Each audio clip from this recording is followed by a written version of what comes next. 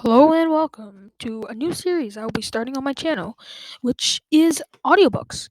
Um, this audiobooks really help me get through a book if they're boring or if I don't feel like reading. It'll help me read because I like reading out loud. So, without further ado, let's start. So, today I'll be reading Robert Jordan's The Wheel of Time, Book 1, The Eye of the World. We're going to start with the earlier Ravens, which is before the prologue, and that is in my edition of the book. Before I start reading, though, please excuse my pronunciation of words. I had no idea how to pronounce certain words, so please don't make fun of me in the comments. You can tell me how they're pronounced, though. I would appreciate that. So, let's get started. Earlier, Ravens. This far below Emmons Field, halfway to the waterwood, trees line the banks of the windspring water. Mostly willows, their leafy branches made a shady canopy over the water near the bank. Summer was not far off, and the sun was climbing toward midday. Yet here in the shadows, a soft breeze made Egwin's sweat feel cool on her skin. Tying the skirts of her brown wool dress above her knees, she waded a little way into the river to fill her wooden bucket. The boys just waded in, not caring whether their snug breeches got wet. Some of the girls and boys filling buckets laughed and used their wooden dippers to fling water at one another. But Egwin settled for enjoying the stir of the current on her bare legs, and her toes wriggling in the sandy bottom as she climbed back out. She was not here to play. At 9, she was carrying water for the first time, but she was going to be the best water carrier ever. Pausing on the bank, she set down her bucket to unfasten her skirts and let them fall onto her ankles, and to retie the dark green kerchief that gathered her hair at the nape of her neck. She wished she could cut it at her shoulders, or even shorter, like the boys. She would not need to have long hair for years yet, after all. Why did she have to keep doing something just because it had always been done that way? But she knew her mother, and she knew that her hair was going to stay long. Close to 100 paces further down the river, men stood knee deep in the water, washing the black-faced sheep that would later be sheared. They took great care of getting the bleeding animals into the river and back out safely. The windspring water did not flow as swiftly here as it did in Emmons Field, yet it was not slow. A sheep that got swept away might drown before it could struggle ashore. A large raven flew across the river to perch high in the breeches of a whitewood near where the men were washing sheep. Although immediately a red crest began diving at the raven, a flash of scarlet that shattered noisily. The red crest must have a nest nearby. Instead of taking flight and maybe attacking the smaller bird, though, the raven was just shuffled sideways on the limb to where a few smaller branches sheltered it a little. It peered down toward the working men. Ravens sometimes bothered the sheep, but ignoring the red crest's attempts to frighten it away was more than unusual. More than that, she had the strange feeling that the black bird was watching the men, not the sheep, which was silly, except she had heard people say that ravens and crows were on the dark one's eyes. That thought made goosebumps break out all down her arms and even on her back. It was a silly idea. What would the Dark One want to see in the two rivers? Nothing ever happened in the two rivers. What are you up to, Egwin? Kenley Ahan demanded, stopping beside her. You can't play with the children today. 2 years older than she, he carried himself very straight, stretching to seem taller than he was. This was his last year carrying water at the shearing, and he behaved as if him cloaked, as if that cloaked him with some sort of authority. She gave him a level look, but it did not look as well as she hoped. His square face was twisted up in a frown. If you're turning sick, go see the wisdom. If not, well, get on about your work. With a quick nod, as if he had solved the problem, he hurried off, making a great show of holding his bucket with one hand, well away from his side. He won't keep that up long once he's out of my sight, she thought sorely. She was going to have to work on that look. She had seen it work for older girls. On the dipper's handle slid on the rim of her bucket as she picked it up with both hands. It was heavy and she was not big for her age, but she followed Kenley as quickly as she could. Not because of anything he had said, certainly. She did have work to do, and she was going to be the best water carrier ever. Her face set with determination. The mulch of last year's leaves rustled under her feet as she walked through the river's shadowy fringe of trees, out into the sunlight. The heat was not too bad, but a few small white clouds high in the sky seemed to emphasize the brightness of the morning. Widow and Alnell's meadow. It had been called that as long as anyone could remember, though no one knew which Annal widow it had been named after. The tree-ringed meadow stood empty most of the year, but now people and sheep crowded the whole long length of it. A good many more sheep than people. Large stones stuck out of the ground here and there, a few almost as tall as men, but they did not interfere with the activity of the meadow. Farmers came from all around Emmons Fields for this, and village folk came out to help relatives. Everyone in the village had kith or kin of some sort on the farm. Shearing would be going on all across the two rivers, down at Devon and riding up to Watch Hill. Not at Tarrant Ferry, of course. Many of the women wore shawls draped loosely over their arms and flowers in their hair for the formality, and so did some of the older girls. Though in their hair was not in the long braid the women had. A few even wore dresses with embroidery around the neck, as if this really were a feast day. In contrast, most of the men and boys went coatless, and some even had their shirts unlaced. Egwin did not understand why they were allowed to do that. The women's work was no cooler than the men's. Big wooden rail pens at the far end of the meadow held sheep already sheared, and others held those waiting to be washed, all watching by boys of 12 and up. The sheep dogs sprawled around the pens were no good for this work. Groups of those older boys were using wooden staffs to herd sheep to the river for washing, then to keep them from lying down and getting dirty again till they are dry for the more men at this end of the meadow who were doing the shearing. Once the sheep were shorn, the boys herded them back to the pens, while men carried the fleece to the cladded tables where women sorted the wool and folded it for baling. They kept a tally and had to be careful that no one's wool was mixed with anyone else's. Along the trees to Egwin's left, other women were beginning to set out food for the midday meal on long trestle tables. If she was good enough at carrying water, maybe they would let her help with the food or the wool next year, instead of 2 years later.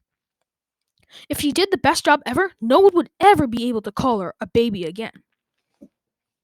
She began making her way through the crowd, sometimes carrying the bucket in both hands, sometimes shifting it from one to the other, pausing whenever someone motioned it for a dipper of water. Soon she began to perspire again, sweating dark patches on her woolen dress. Maybe the boys with their shirts unlaced were not just being foolish. She ignored the younger children, running around rolling hoops and tossing balls and playing keep away. There are only 5 times each year when so many gathered. At bell time, which was past, at shearing, when the merchants came to buy the wool, still a month or more off, when the merchants came for the cured tobacco, after Sunday, and at Fool Day in the fall. There were other feast days, of course, but none where everyone got together. Her eyes kept moving, searching the crowd among all these people. It'd be all too easy to walk up on one of her 4 sisters. She always avoided them as much as possible. Burroyne, the eldest, it was worse. She had been widowed by the breakbone fever last year and moved back home in the spring. It was hard not to feel for Burroyne, but she fussed so, wanting to dress Egwin and brush her hair. Sometimes she wept and told Egwin how lucky she felt that the fever had not taken her baby sister, too. Feeling for Barrowin, she would have been easier if Egwin could stop thinking that sometimes Barrowin saw her as the infant she had lost along with her husband. Many all the times. She was just watching her Barrowin, or one of the other 3. That was all. Near the sheep pens, she stopped to wipe the sweat from her forehead. Her bucket was lighter now, and no trouble to hold with one hand. She eyed the nearest dog cautiously, standing in front of one of the pens. It was a large animal with a close, curly gray coat and intelligent eyes that seemed to know she was no danger to the sheep. Still, it was very big, almost waist high to a grown man. Mainly the dogs helped protect the flocks when they were in the pasture, guarding against wolves and bears and big mountain cats. She edged away from the dogs. Three boys passed her, herding a few dozen sheep towards the river. All 5 or 6 years older than she. The boys barely gave her a second glance. Their full attention on the animals.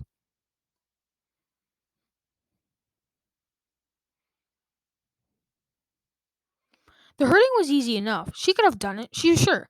But they had to make sure none of the sheep had a chance to crop grass. A sheep that ate before being sheared should get the gasping and die.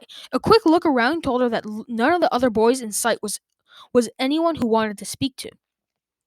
Not that she was looking for a particular boy to speak to, of course. She was just looking. Anyway, her bucket would need refilling soon. It was time to start back toward the wine spring water. This time she decided to go by way of the row of trestle tables. The smells were tantalizing, as good as any feast day. Everything from roast goose to honey cakes, the spicy aroma of honey cakes filled her nose more than all the rest. Every woman who cooked would have done her very best for the shearing. As she made her way down the table, she offered water to the woman setting out the table. But they just smiled at her and shook their heads. She kept on though, and not just because of the smells. They had tea water boiling on fires behind the tables, but some of them might want cool water from the rivers. Well, not so cool now, but still. Ahead of her, Kenley was slouching along beside the tables, no longer trying for every inch of height. If anything, she seemed to be trying for shorter. He still carried his bucket in one hand, but from the way it swung, it must have been empty, so he should not be offering water to anyone. Egwin frowned.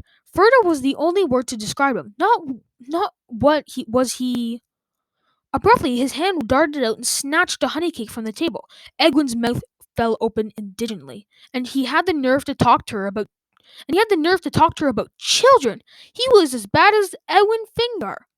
Before Kenley could take a second step, Mistress Ayelin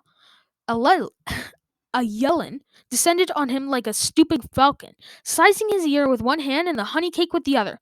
They were her honey cakes. A slim woman with a thick gray braid that hung below her hips. Corn Island baked the best sweets in Emmons Field, except for Mother. Egwin added loyally. But even her mother said Mistress Island was better, with sweets anyway. Mistress Island handed out crusty cakes and slices of pie with a free hand, so long as it was not near mealtime or your mother had not asked her not to. But she could deal heavily with boys who tried to filch behind her back, or with anyone else. Stealing, she called it, and Mistress Ellen did not bid stealing. She still had Kenley by his ear and was shaking a finger at him, talking in a low voice.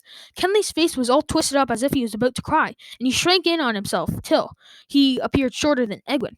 She gave a satisfied nod. She did not think he would try to give orders to anyone anytime soon.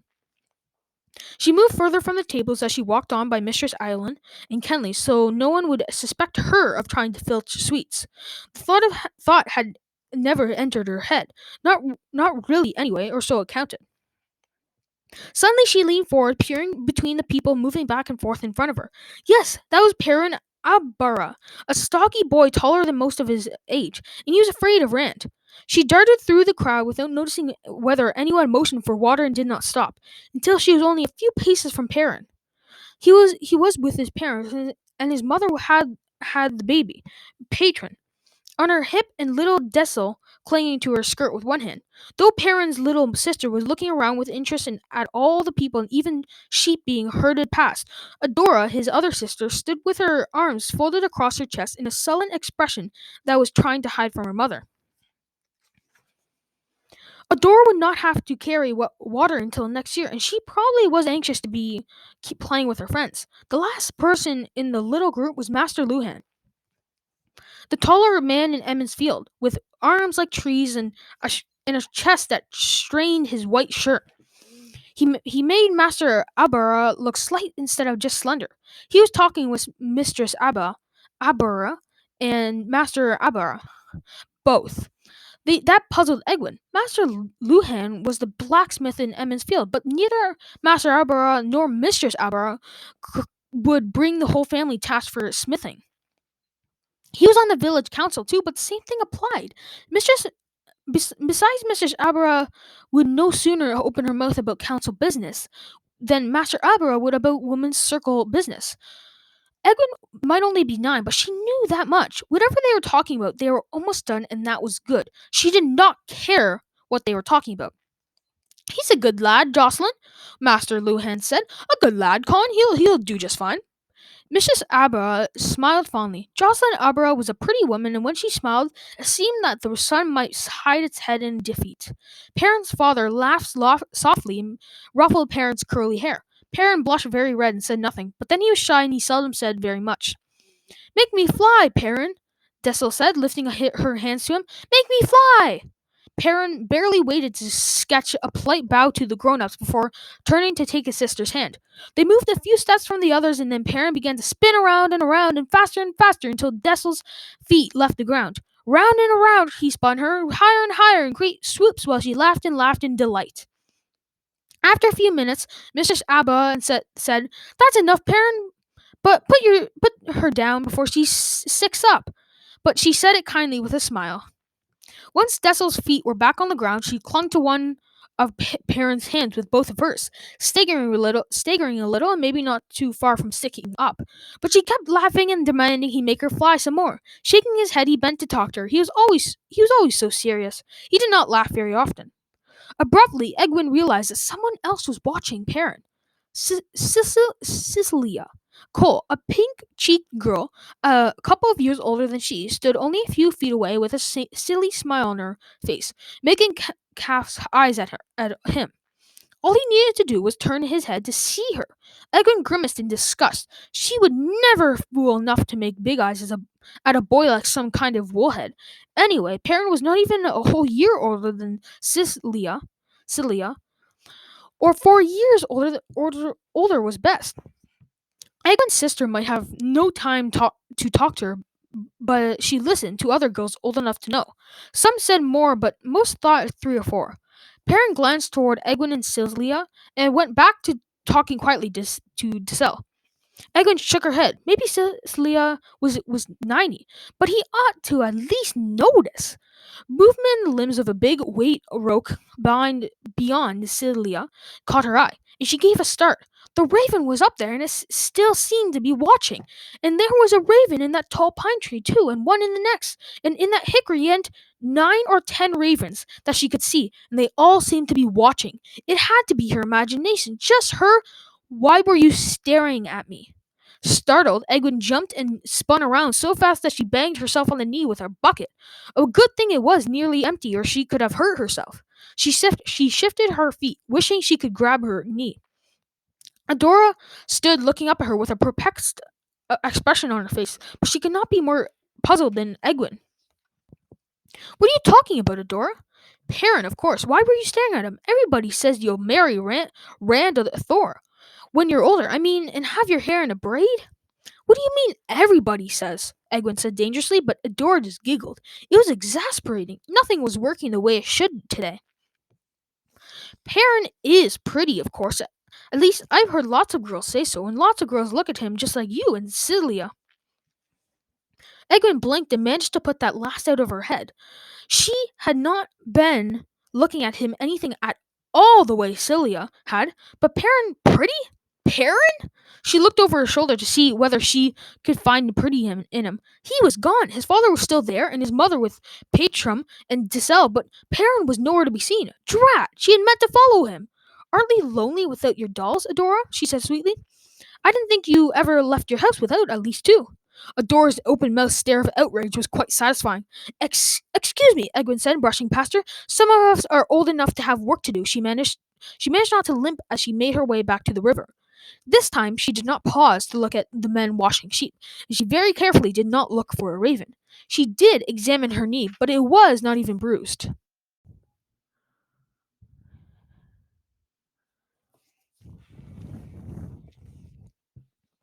Carrying her filled bucket back out to the meadow, she refused to limp. It had just been a little bump.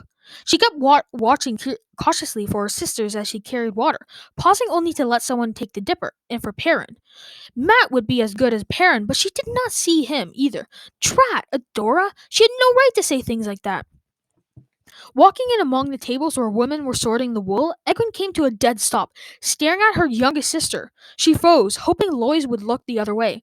Just for an instant, that was what she got for trying to watch for Perrin and Matt as well as her sisters. Lois was only 15, but she had a sour expression on her face, and her hands on her hips, as she confronted Dag Coplin. Egwene would never make herself call him Master Coplin except aloud to be polite. Her mother said you had to be polite even to someone like Dag Coplin. Dag was a crippled old man with gray hair that he did not wash very often, or maybe not at all. The tag hanging from the table by a string was inked to match the ear notches on his sheep. "That's good wool you're setting aside," he growled at Lois.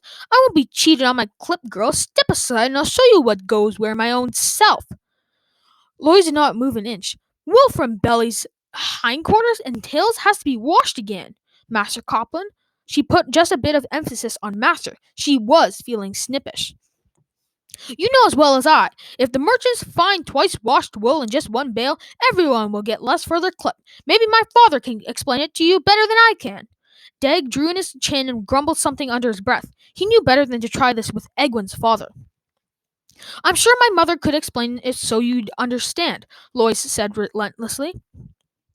Dag's cheek twitched, and he put her on a sickly grin, muttering that he trusted Lois to do what was right. He backed away, then hurried off little short of running. He was not foolish enough to bring himself to attention of the woman's circle, if he could help it. Lois watched him with a definite look of satisfaction.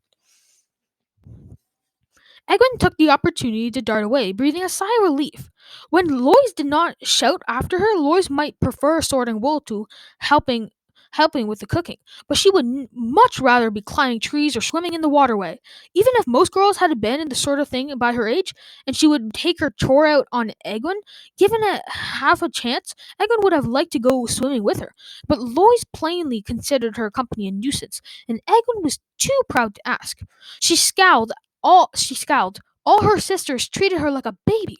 Even Aline. When Aline noticed her at all, most of the time, Len had her nose in a book, reading and rereading their father's library. He had almost 40 books. Egwene's favorite was the Travels of Jane Farstrider. She dreamed of seeing all those strange lands he wrote about. What if she was reading a book and Len wanted it? She always said it was much too complex for Egwene, and just took it. Drat, all four of them. She saw some of the water carriers taking breaks to sit in the shade or trade jokes, but she kept moving, although her arms did ache. Oliver was not going to slack off. She kept watching for her sisters too, and for Perrin and Matt. Drat, Adora. Anyway, drat all of them. She did pause when she neared the wisdom. Doral Baron was the oldest woman in Esmond's field, maybe in the whole two rivers. White-haired and frail, but still clear-eyed and not stooped at all. The wisdom's apprentice, Nadnerive, was on her knees with her back to Egwene, tending Billy Cargar, wrapping a bandage around his leg. His breeches had been cut away short. Billy sitting on a log was another grown-up who Egwene found it hard to show the proper respect. He was always doing silly things and getting himself hurt. He was the same age as Master Luan, but he looked at least 10 years older, his face hollow-cheeked and his eyes sunken. "You played the fool often enough in the past, Billy Cargar," Mistress Baron said sternly, "but drinking while handling wool shears is worse than playing the fool." Oddly, she was not looking down at him, but at Nynaeve. "I only had a little ale, Wisdom," he whined, "because of the heat. Just a swallow." The Wisdom sniffed in disbelief, but she continued to watch Nynaeve like a hawk. That was surprising. Mrs. Baron often praised Nynaeve publicly for being such a quick learner. She had apprenticed Nynaeve 3 years earlier. After her then apprentice died of some sickness even Mistress Baron could not cure. Nynaeve had been a recent orphan, and a lot of people said the wisdom should have sent her to her relatives in the country after her. Mother died and taken on someone years older. Egwin's father did not say so, but Egwin knew she thought it. Nynaeve straightened on her knees, done with fastening the bandage, and gave her a satisfied nod. And to Egwin, surprised, and to Egwin's surprise, Mistress Baron knelt down and undid it again, even lifting the bread poultice to peer at the gash in Billy's thigh before beginning to wrap the cloth back around his leg. She actually looked disappointed. But why? Nynaeve began fiddling with her braid, tugging at it, the way she did when she was nervous or trying to bring attention to the fact that she was a grown woman now. When was she going to outgrow that? Egwin thought. It was nearly a year since the woman's circle had let Nynaeve braid her hair. A flutter of motion in the air caught Egwin's eye, and she stared. More ravens dotted the trees around the meadow now, dozens and dozens of them, and all watching. She knew they were not one tried to steal anything from the tables of food. That was just unnatural. Come to think of it, the birds were now looking at the trestle tables at all, or at the tables where the women were working with the wool. They were watching the boys herding sheep and the men shearing sheep and carrying wool, and the boys carrying water too.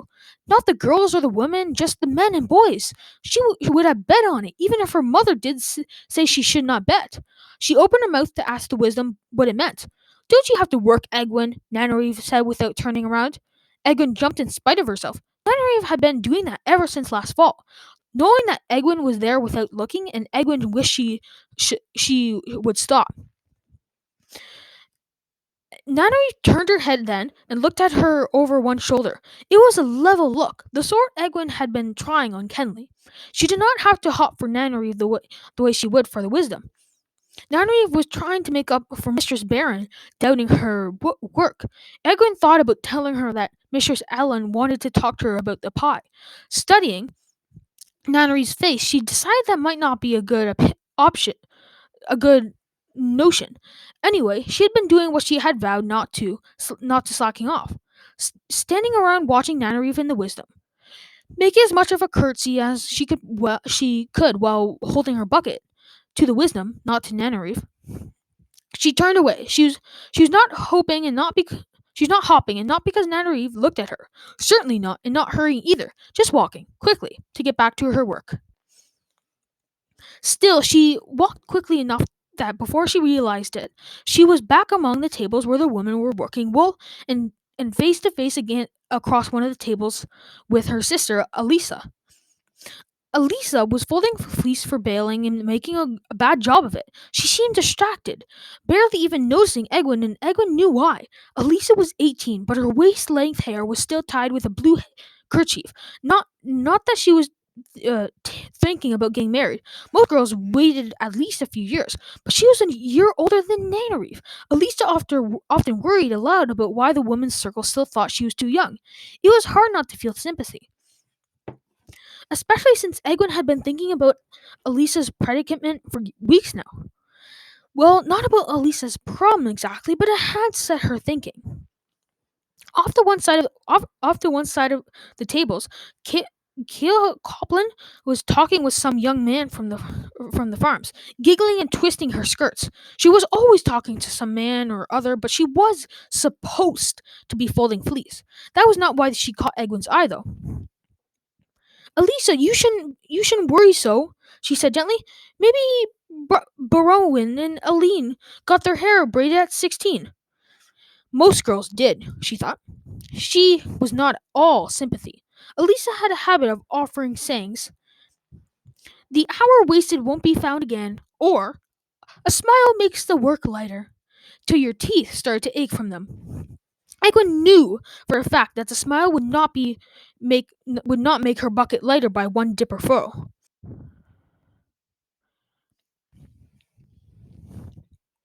But Kale's 20, with her name day coming in a few months now. Her hair is not braided, and you don't see her moping. Elisa's hands went still on the fleece on the table in front of her. For some reason, the women on either side of her put their hands over their mouths, trying to hide laughter.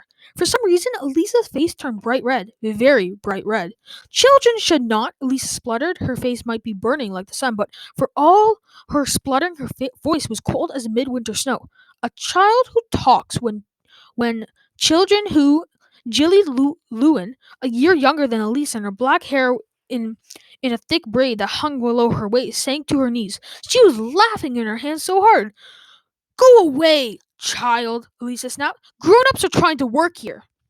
With an indignant glare, Egwin turned and stalked away from the folding tables, the bucket thumping on her leg at every step. Try to help someone, trying to buck her up her spirits, and see what you got? I should have told her she. I should have told her she isn't a grown-up. She thought fiercely. Not until the circle lets her braid her hair. She isn't. That's what I should have said. The fierce mood stayed with her until her bucket was empty again, and she filled it once more. She squared her shoulders. If you were going to do a thing, then you had to do it. Heading straight for the sheep pen, she walked as fast as she could and ignored anyone who motioned for water. It was not slacking off. The boys would need water too. At the pens, the dozen or so boys waiting to move sheep gave her surprised looks when she offered the dipper, and some said they could get water when they went to the river. But she kept on, and she always asked the same question: Have you seen Perrin or Matt? Where can I find them?" Some told her Perrin and Matt were herding the sheep to the river, and others said they had seen the pair of them watching a sheep that had already been shorn. But she did not mean to go chasing off just to find them already gone. Finally, a big-eyed boy named Willa Elsine from one of the farms south of Emmons Field gave her a suspicious look and said, "Why do you want them?" Some girls said Will was pretty, but Egwin thought his ears looked funny. She started to give him a level look, then thought better of it. "I need to ask him them something," she said. It was only a small lie. She really did hope one of them would lead her to some answers. He said nothing for a long time, studying her, and she waited. "Patience is always repaid," Elisa often said. Too often. She wished she could forget Elisa's sayings. She tried to forget, but kicking Will's shins would not get what she wanted from him, even if he did deserve it. "They're over behind that far pen," he said finally, jerking his head toward the east side of the meadows. "The one with the sheep that have Payet al Kar's earmarks." The boys herding the sheep had to talk that way, even if it was not really proper, or no one would know whether they were talking about Pat Akal's sheep or Jack Akal's sheep or belonging to one of the dozen other Akals. "They're just taking a rest, mind. Now don't you go getting them in hot water by telling anybody different." "Thank you, Will," she said, just to show that she could be polite even to a woolhead, as if she would run carrying tales. He looked startled, and she thought about kicking his shins anyway. The large pen holding Pal Okar's shorn sheep was almost to the trees on the waterwood side of the meadow. Master Call's big black sheep dogs raised her head from where she was lying in front of the pen and watched Egwin's approach for a moment before settling back down. Egwin eyed the sheepdog warily. She did not like dogs very much, and they did not seem to care for her either. The dog went out of her head completely, though once she was close enough to see clearly.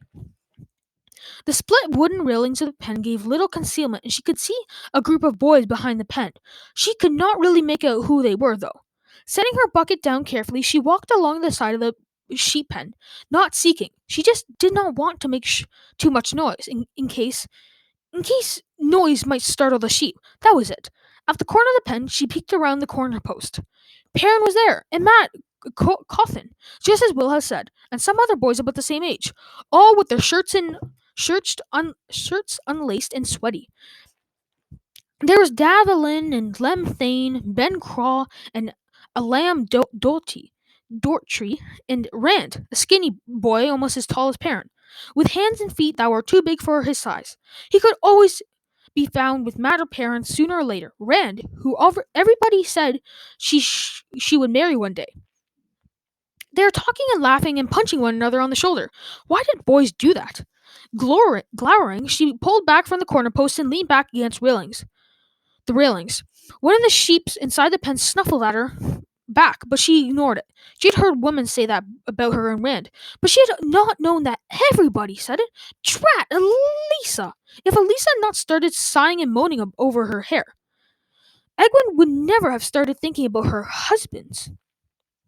about husbands. She expected she would marry one day. Most women in Two Rivers did. But she was not like those scatterbrains she heard going on about how they could hardly wait. Most women waited at least a few years after their hair was braided, and she wanted to see those lands that Jane Farstrider had written about.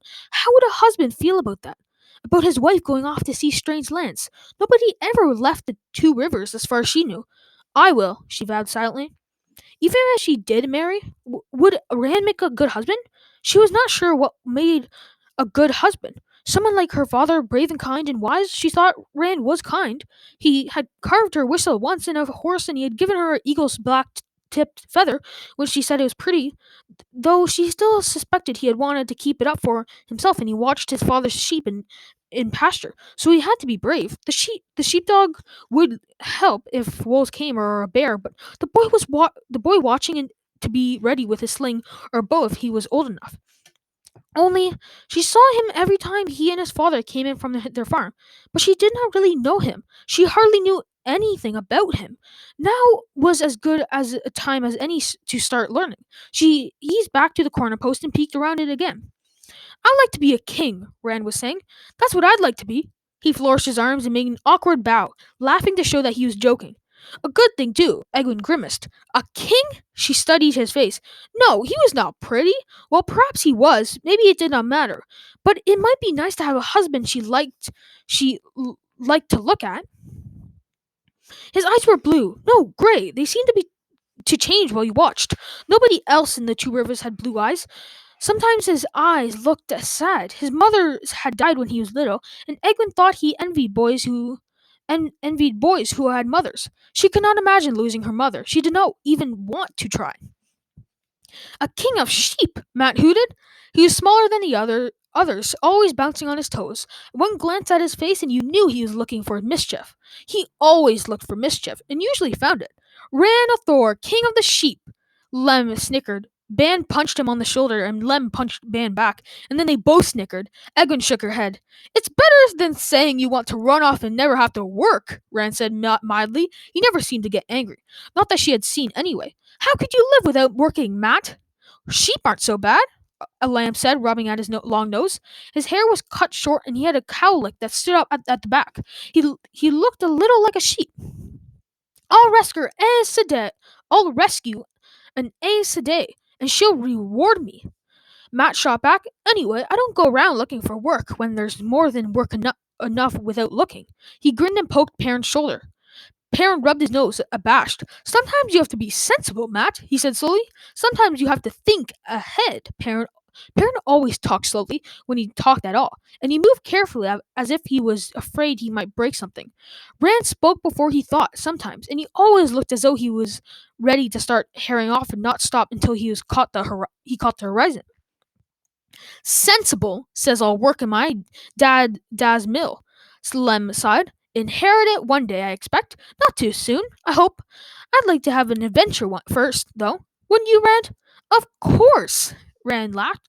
But where do I find an adventure in the Two Rivers? There has to be a way, Ban muttered. Maybe there's gold up in the mountains or Trollocs.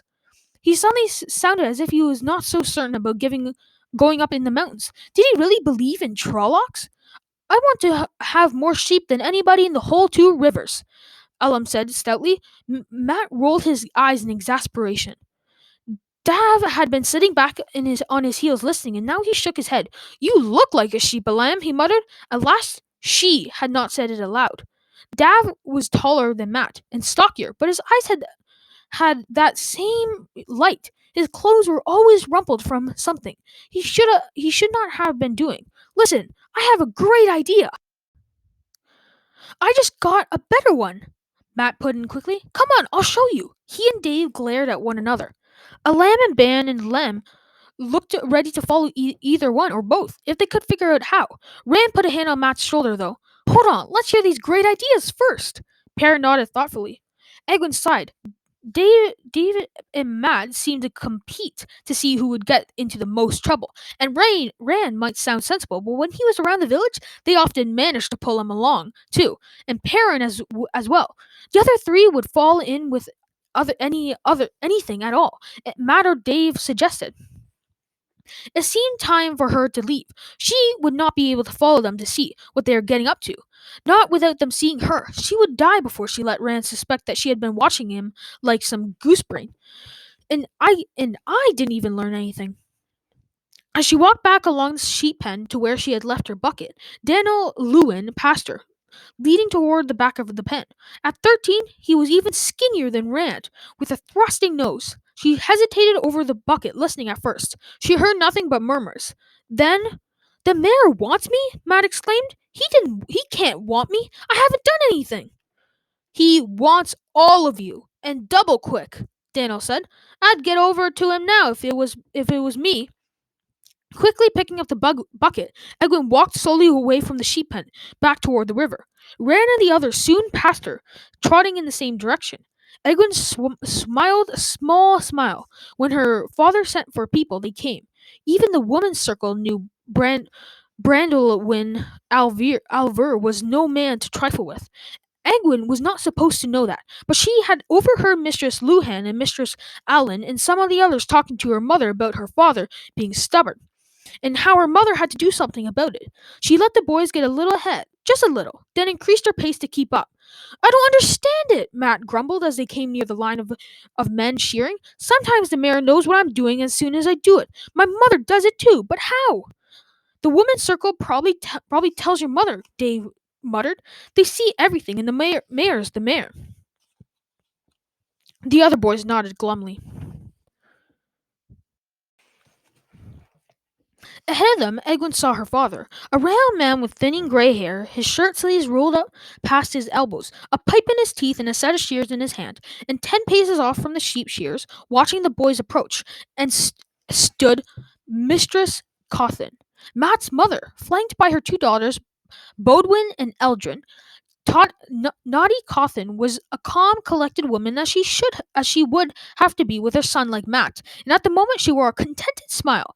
Bodwin and Eldrin wore almost identical smiles, and they watched Matt twice as hard as his mother did. Bode was not quite old enough to carry water yet, and it would be 2 years before Eldrin could. Ran and the others must be blind, Edwin thought. Anyone with eyes could see how Mistress Cawthon was always new. Mistress Coffin and her daughters slipped away into the crowd as the boys approached Edwin's father. None of the boys appeared to notice her. They all had eyes for no one but Edwin's father.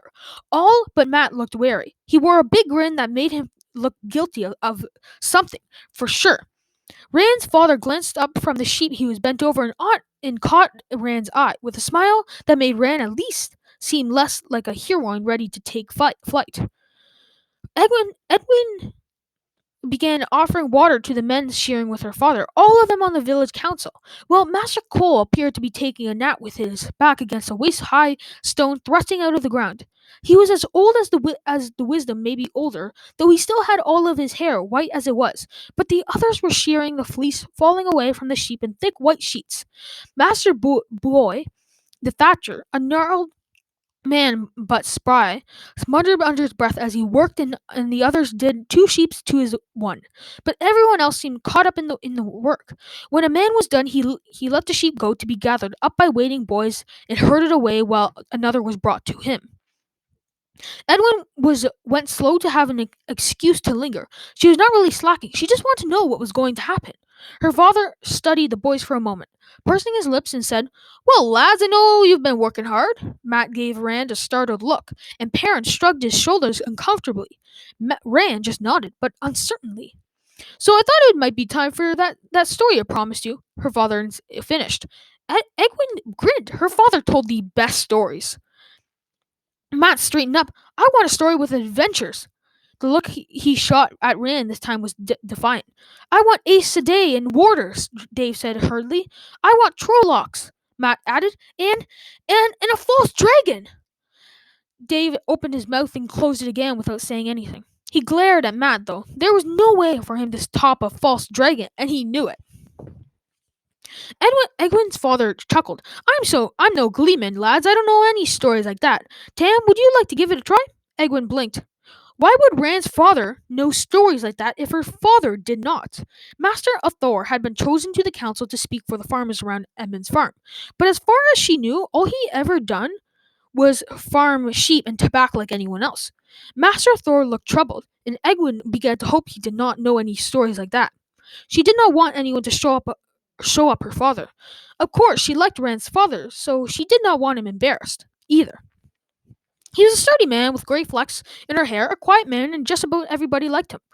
Master Thor finished shearing his sheep, and as he was a brought an as he was brought another. He exchanged smiles with Rand. As it happens, he said, I do know a story, something like that. I'll tell you about the real dragon, not a false one. Master Buey straightened from his half-shorn sheep so fast that the animal nearly got away from him. His eyes narrowed, though they were always pretty narrow. We'll have none of that, Tamathor, he growled in his scratchy voice. That's nothing fit for decent ears to hear. Be easy, Sen, Egwin's father said soothingly. It's only a story. But he glanced toward Rand's father, and plainly he was not quite as certain as he sounded. Some stories shouldn't be told, Master Bew insisted. Some stories shouldn't be known. It isn't decent, I say. I don't think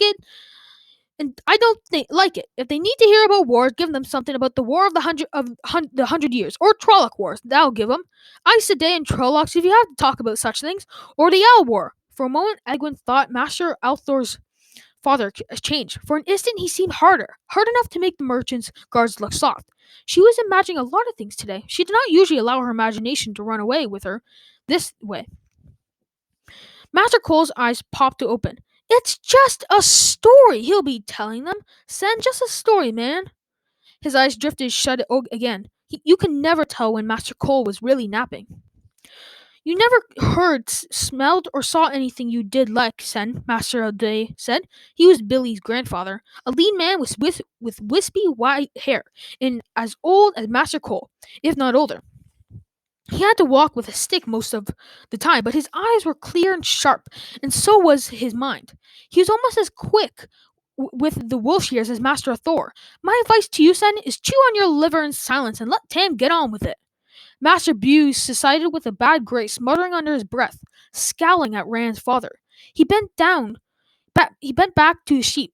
Egwin shook her head in surprise. She had often heard Master Buse telling people how important he was on the council, and how all the other men always listened to him. The boys moved closer to Master Thor and squatted on their heels in a semicircle. Any story that caused an argument on the council was sure to be an interest. Master Thor carried on with his shearing, but at slower pace. He would not want to risk cutting the sheep with his attention divided. This is just a story, he said, ignoring Master Bue's scowls, because no one knows everything that happens, but it really did happen. You've heard of the Age of Legends? Some of the boys nodded doubtfully. Egwin nodded too, in spite of herself. She had heard grown-ups say, maybe in the Age of Legends, when they did not believe something that really happened or doubted a thing could be done. It was just another way of saying when pigs had wings, though at least she had thought it was. 3,000 years ago and more. It was, Rand's father went on. There were great cities full of buildings taller than the White Tower, and that's taller than anything but a mountain. Machines that used the one power carried people across the ground far faster than a horse can run, and some say machines carried people through the air too. There is no sickness anywhere, no hunger, no war, and when the Dark One touched the world, the boys jumped and a lamb actually fell over. He scrambled back up, blushing and trying to pretend he had not toppled at all. Egwin held her breath. The Dark One, maybe it was because she had been thinking about him earlier, but he seemed particularly frightening now. She hoped that Master Thor would not actually name him. He wouldn't name the Dark One, she thought, but that did not stop her being afraid that he might. Master Thor smiled at the boys to soften the shock of what he had said, but he went on. The Age of Legend hadn't so much as the memory of war, so they say. But once the Dark One touched the world, they learned fast enough. This wasn't a war like those you hear about when the merchants come for wool and tobacco between two nations. This war covered the whole world, the War of the Shadow. It came to be called. Those who stood for the light faced as many who stood for the shadow, and besides, dark friends beyond counting. There are armies of Mithril and Trollocs greater than anything the blight spewed up during the Trolloc Wars. Aes Sedai went over to the shadow too. They were called the Forsaken. Egwin shivered and was glad to see some of the boys wrapping their arms around themselves. Mothers used the Forsaken to frighten their children when they were bad. If you are lying, Samarash will come and get you. Lafir waits for children who steal. Egwin was glad her mother did not do that. Wait, the Forsaken had been Aes Sedai.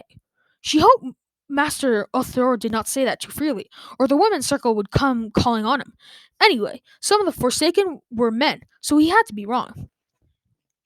You'll be expecting me to tell you about the glories of battle, but I won't.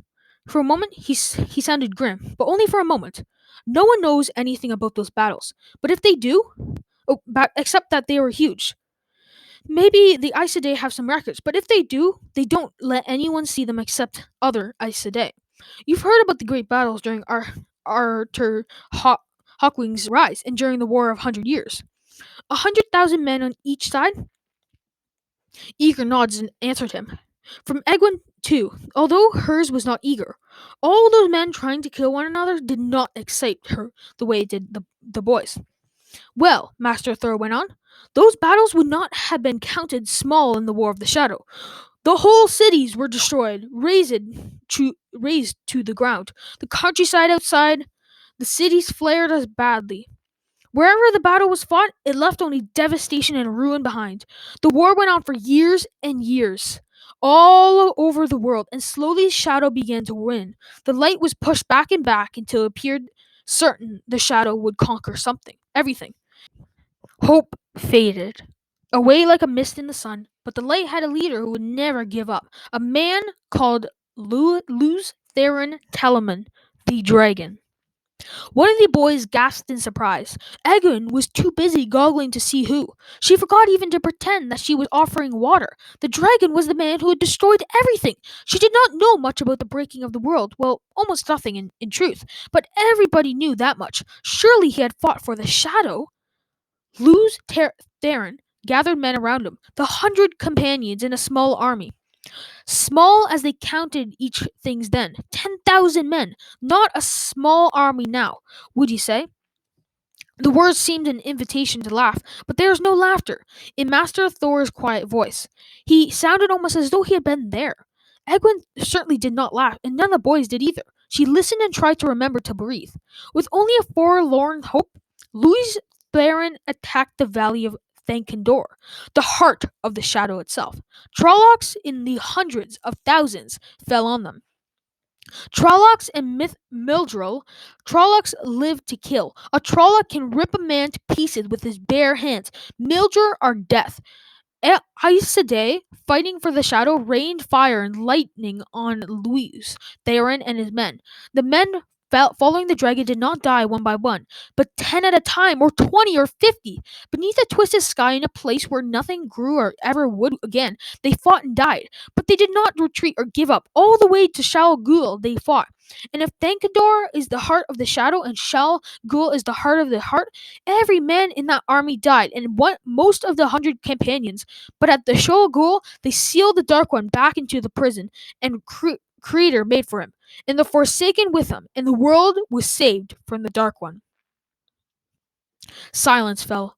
The boys stared at Master Thor with wide eyes, shining eyes, as if they could see it at all. The Trollocs and the Mildril and the Shal Ghul.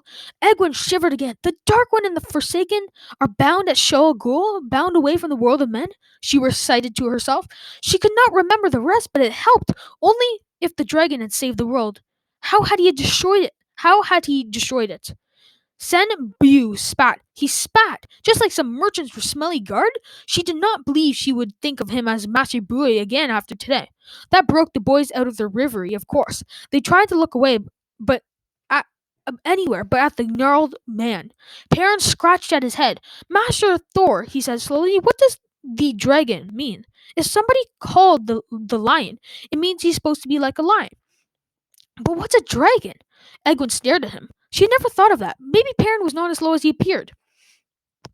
I don't know, Rand's father answered simply. I don't think anyone does. Maybe not even the Aes Sedai. He let the sheep go that he had been shearing and motioned for another to be brought.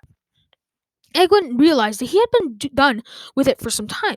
He must not have wanted to interrupt his story. Master Cole opened his eyes and grinned. The dragon. It surely sounds fierce, though, now doesn't it? He had before letting his eyes drift shut again. I suppose it does at that, her father said, but it all happened long ago and far away, and it doesn't have anything to do with us. Well, if you had your story, you've had your stories, lads. Back to work with you. As the boys began standing up reluctantly, he added, there are plenty of lads here from the farm I don't think any of you know yet. It's always good to know your neighbors, so you should acquaint yourself with them. I don't know any of you working together today. You already know one another. Now off you with you. The boys exchanged startled glances. Had they really thought he would let them go back to whatever mischief they had been planning? Matt and Dave looked especially glum as they walked away exchanging glances. She thought about falling, but they were already splitting up, and she thought about falling, but they were already splitting up, and she would have to trail after Rand to learn anything more. She grimaced. If he noticed, he might think she was a goosebrain like a Celia Cole. Besides, there were those far-off lands. She did not intend to see them. Abruptly, she became aware of ravens, many more than there had been before, flapping out of the trees, flying away west toward mountains of mist. She shifted her shoulders. She felt as if someone was staring at her back. Someone, or she did not want to turn around, but she did, raising her eyes to the trees behind the men cheering. Midway up the tall pine, a solitary raven stood on a branch, staring at her. Right at her! She felt cold right down to her middle. The only thing she wanted to do was run. Instead, she made herself stare back, trying to copy Nanareve's level look. After a moment, the raven gave a harsh cry and threw herself off the branch, black winds carrying it west after the others. Maybe I'm starting to get that look right, she thought, and then felt silly. She had to stop letting her imagination get the better of her. It was just a bird, and she had important things to do, like being the best water carrier ever. The best water carrier ever would not be frightened of birds or anything else. Squaring her shoulders, she set out through the crowd again, watching for Birin. But this time, it was so that she could offer Baron the Dipper. If she could face down a raven, she could face down her sister. She hoped. Egwin had to carry water again the next year, which was a great disappointment to her, but once again she tried to be the best. If you were going to do a thing, you might as well do the best you could. It must have worked because the year after that she was allowed to help with the food. A year earlier, she set herself a new goal then, to be allowed to braid her hair younger than anybody else. She did not really think of the women's circle would allow it, but a goal that was easy was no goal at all. She stopped wanting to hear stories from the grown-ups, though she would have liked to hear a gleeman, but she still liked to read of distant lands with strange ways and dreamed of seeing them. The boys stopped wanting stories too. She did not think they even read very much. They all grew older, thinking their world would never chat. And many of those stories faded to fond memories, while others were forgotten or half so. And if they learned that some of those stories really had been more than stories, well, the War of the Shadow, the breaking of the world, loose therein, Talaman, how could it matter now? And what had really happened back then anyway? That is the end of the first prologue, Ravens. I hope you enjoyed. Sorry if I mispronounced certain words. If you like this, please give it a like and subscribe if you like what I do. Let me know in the comments if you'd like to see the following prologue and the following chapters after it. Thanks for listening. See you next time.